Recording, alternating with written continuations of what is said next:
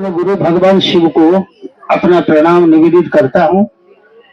हम सबों के वरण्य गुरु भ्राता शिव शिष्य हरिंद्रानंद जी, शिव शिष्या ममतामयी दीदी नीलम आनंद जी को मेरा प्रणाम। यह जो पोखर है, इस पोखर का जो हमने इतिहास सुना है, इस स्थल को मौजूद और आप तमाम भाई बहनों को मेरा प्रणाम। जैसा कि भी आपने सुना, भाई रामजीवन जी ने एक विषय रखा है, लेकिन उससे पहले 2 मिनट में आपसे कुछ बात करूं। हम लोगों ने भगवान शिव को अपना गुरु माना। हम लोगों ने एक निर्णायक संकल्प लिया जीवन में, विभिन्न प्रकार का संबंध हमने निर्मित किया, बनाया, दोस्त बनाया, मित्र बनाया, किसी को कुछ और किसी को कुछ और। लेकिन कुछ ऐसे संबंध होते हैं जो व्यक्ति के साथ जन्म से आता है। वह संबंध आता है जन्म से। जैसे संबंध आया जन्म से, बच्चा जन्म लिया, अब संबंध क्या आ गया?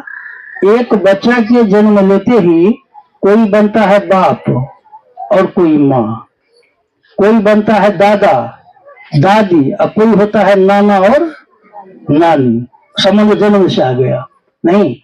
ठीक उसी प्रकार शिव से हमारा आपका संबंध जन्म क्या, जन्मों जन्मों से संबंध है। इस रहस्य को आदमी जान नहीं पाता है। यह जो शिव से जो संबंध है व्यक्ति का, आदमी इसको इस दुनिया में आकर के, दुनिया के चकाचौंध में आकर के इस संबंध को भूल जाता है। शिव से इस जीवात्मा का जो संबंध है, इस संबंध को याद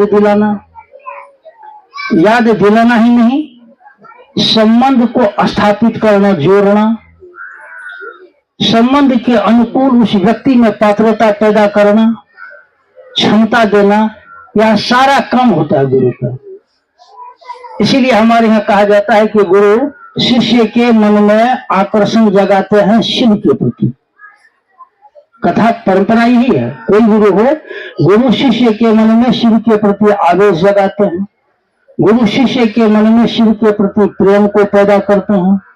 और जब गुरु अपने काम को करेंगे, गुरु अपने काम को करेंगे तो करेंगे कहां? शिष्य पर। आवश्यकता है इन बातों का नहीं कि शिव गुरु हैं, मैंने शिव को गुरु माना है।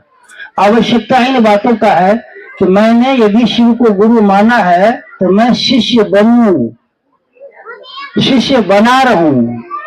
मैं कैसे शिष्य बनूंगा, कैसे शिष्य बना रहूंगा?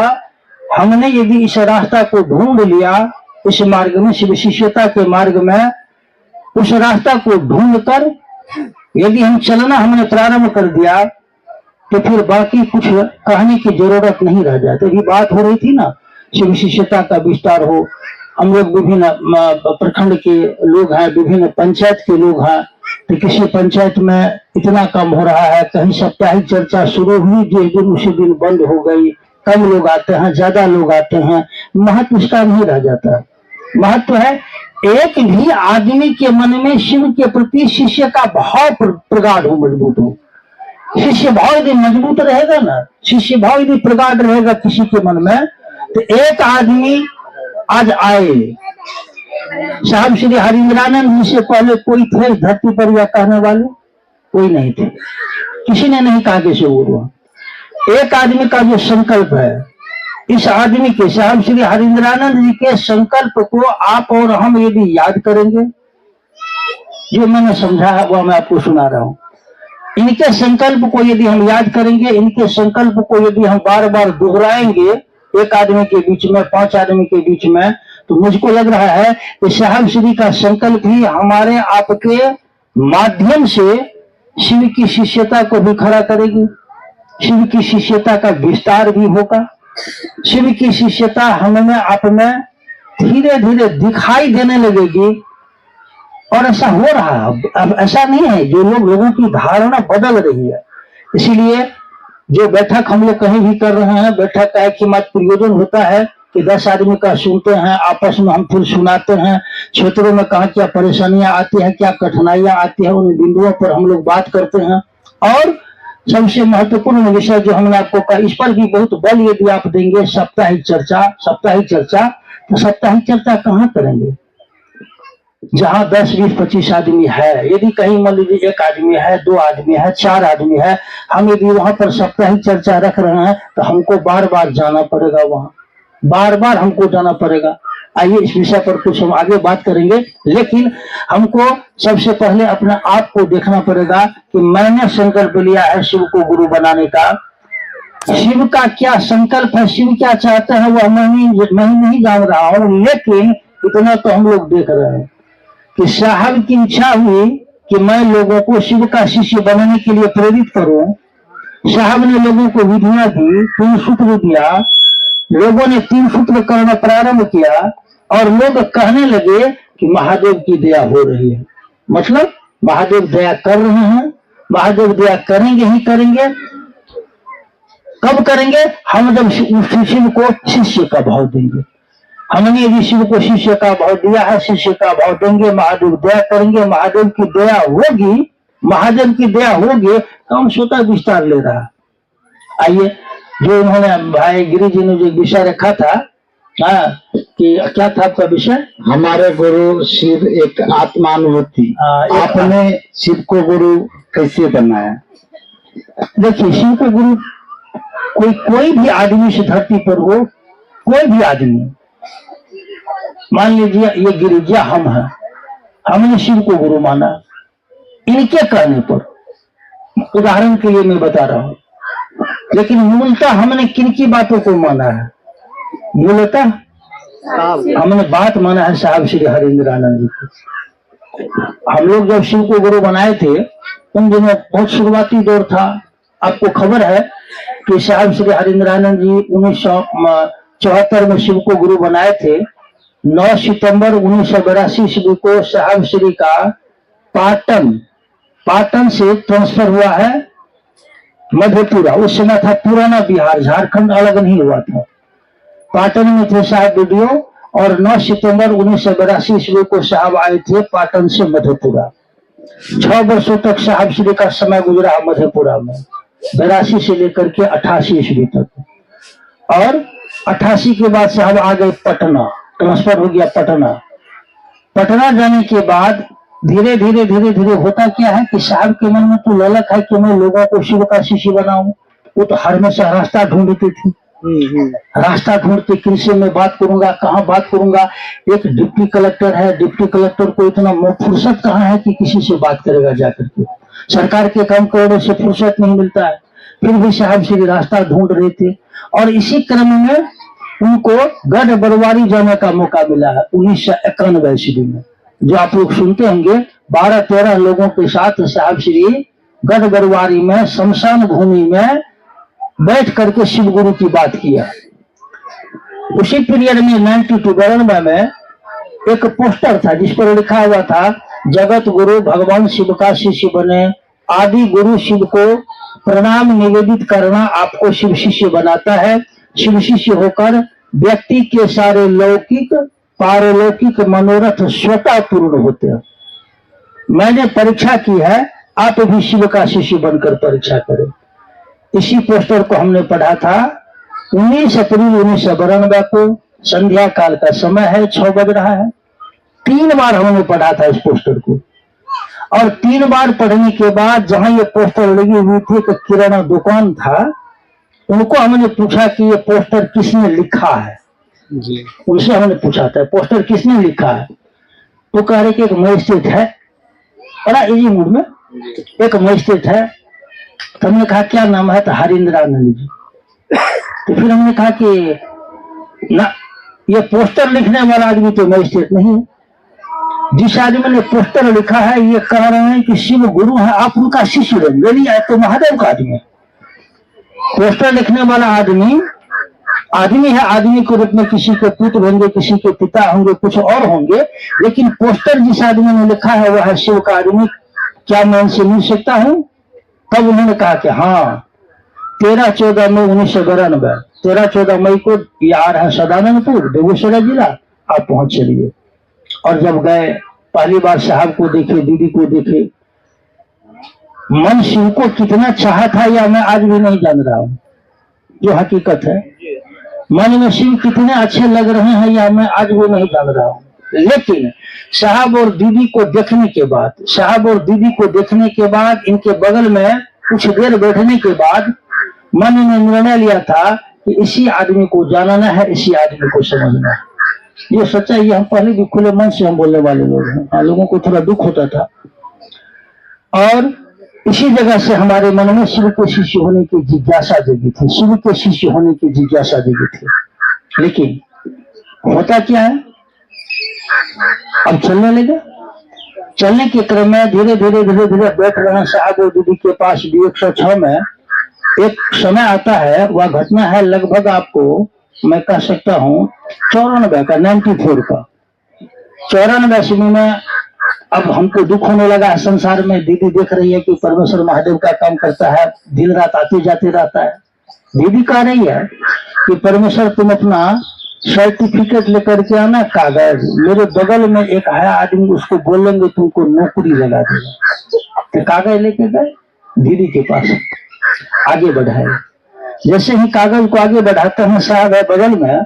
साहब कह रहे हैं कि लोग मेरे पास आते हैं नौकरी के लिए, बेटा के लिए, रोग ठीक करने के लिए।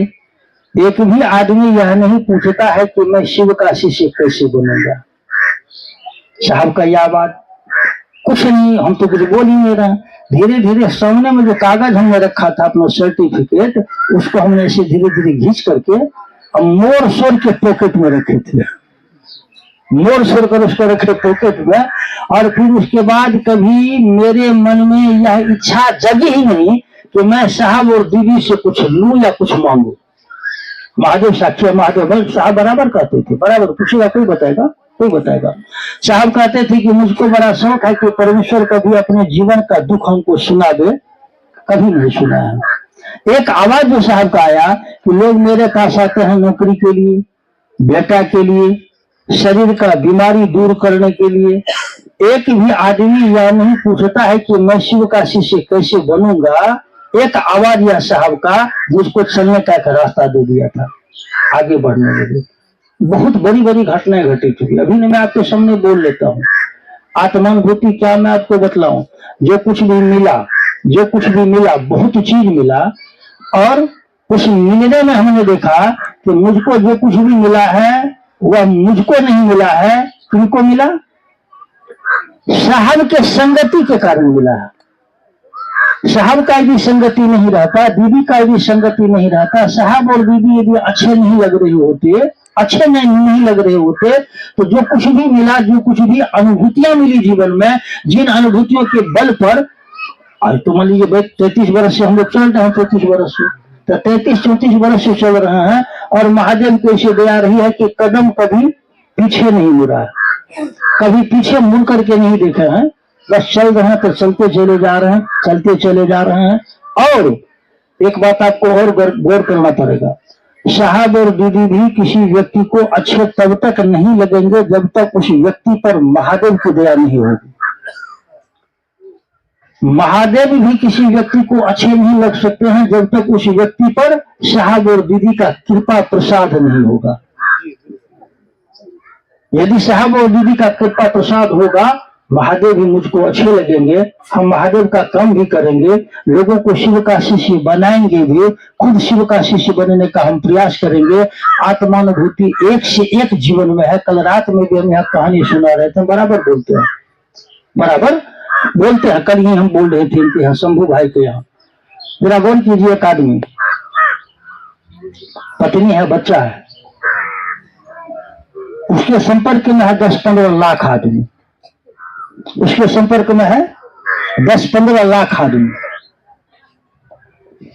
पिताजी भी हैं, भाई है, और उस आदमी के घर में अन्न नहीं है कि पत्नी क्या खाएगी, बेटा क्या खाएगा। आदमी है, लेकिन मन में किसी से मांगने की इच्छा नहीं हो रही है, किसी से मांगने की इच्छा नहीं हो रही है, पिताजी को कहने की इच्छा नहीं हो रही है। क्यों? क्योंकि जिस आदमी के जिनके संपर्क में हम थे साहब श्री की संगति में, साहब एक बार हमको बोले थे उसी पीरियड में कि परमेश्वर तुमको जो लेना है महादेव से लो, और जो कहना है गुरु को कहो। लेना है तो किससे लो? और कहना है किसको कहो। देखिए ये बहुत पहले की घटना। अब मेरा मन तो समझ रहा है कि गुरु मेरे कौन है, गुरु तो शिव है। लेना है किसे, शिव से। मन पकड़ रहा था कि शिव मिलेंगे कहा, तो शिव चर्चा में। मन पकड़ रहा था कि शिव मिलेंगे कहा, तो शिव चर्चा में। लगातार वहां से निकले थे, दौड़ते रहे 6 महीना तक हम डाल्टनगंज, अंबिकापुर वगैरह से में। अब तो अंबिकापुर चला गया छत्तीसगढ़ में। हाँ, घूमते रहे। जब आए हम 4-5-6 महीना के बाद घूम करके, तो साहब पूछ रहे हैं कि कहीं मिले शिव। चुपचाप मुड़ी घूटे हुआ है, कहे के लिए कुछ बोलेंगे। साहब गए पे दीदी पूछ रहे कहाँ कहाँ घुमा था। हमको दीदी यह स्थिति थी, हम तो थक हार करके आ गए। अब लग रहा है कहीं कुछ नहीं है, जो है सब यही है। जो है सब यही है। मन ने यह समझा कि जो है सो यही है। परिवर्तन हुआ, बदलाव आई, और वही परिणाम था कि लगातार 20 दिनों तक हम, हमारे पत्नी और हमारा बेटा बगैर अन्न का हम लोग रहे थे घर में। मांग सकते थे ना, संपर्क में लोग हैं, मांग सकते थे, झूठ बोल सकते थे, कुछ और कर सकते थे, लेकिन महादेव ने ऐसी कोई प्रेरणा नहीं दी, महादेव ने ऐसी कोई बुद्धि नहीं दी। मैं समझता हूं कि अब इससे बड़ी अनुभूति हमारे जीवन की क्या होगी कि जिसके सामने एक आदमी जो बहुत भूखा हो, उसके सामने में अन्न पड़ा हो, लेकिन वह जान रहा है कि इस अन्न पर मेरा कोई हक नहीं है क्योंकि हमने कुछ नहीं किया। हम कैसे इस अन्न को ग्रहण करेंगे। ऐसी हजारों अनुभूतियां, लाखों अनुभूतियां हैं, उन अनुभूतियों पर नहीं जाना है। अभी बोल रहे थे गिरी भाई, रात में हमको जीवन भाई याद दिला है, जीवू भाई। हाँ, ये एक अनुभूति देखिए। वो 2017 की घटना है। दीदी नीलम आनंद जी का पुण्यतिथि है। साहब जाएंगे चर्चा में, तो भजन एक तो हमको गाना था, तो पूछा हमने कौन भजन गाएंगे, तो साहब बोले गुरु पैया लागू नाम अल्लाह खाई दीजो। भजन गाए। साहब गए चर्चा में, लोग प्रश्न कर रहे हैं, विभिन्न प्रकार के प्रश्न कर रहे हैं। साहब कह रहे हैं अभी परमेश्वर गया है, गुरु पैया लागू नाम अल्लाह खाई दीजो।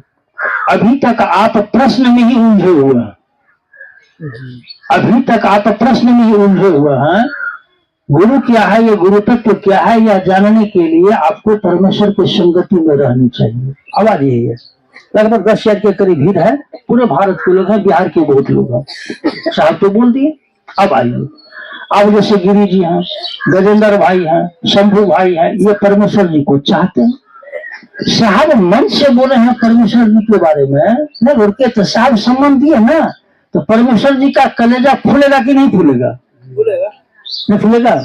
और जो इनके साथ में लोग रहते हैं, उनका कलेजा फूलेगा कि नहीं फूलेगा? अब लोग फोन करने लगे हमको, भैया साहब ऐसे बोले हैं, हमको ये हमको ये हमको ये। तो हमने कहा साहब क्या बोले, ऐसे ऐसे बात। हमने कहा इस बात को सुन करके आपको क्या लगा? आपके लिए प्रशंसा का विषय हो सकता है, साहब का यह कथन आपके लिए सम्मान का विषय हो सकता है, सम्मान का, कि साहब हमको ये सम्मान दिया, साहब बोले हैं आप। हमने कहा कि आपके लिए सम्मान का विषय हो सकता है, प्रशंसा का विषय हो सकता है, लेकिन मेरे लिए यह प्रशंसा का विषय नहीं है, मेरे लिए यह जिम्मेदारी का विषय है।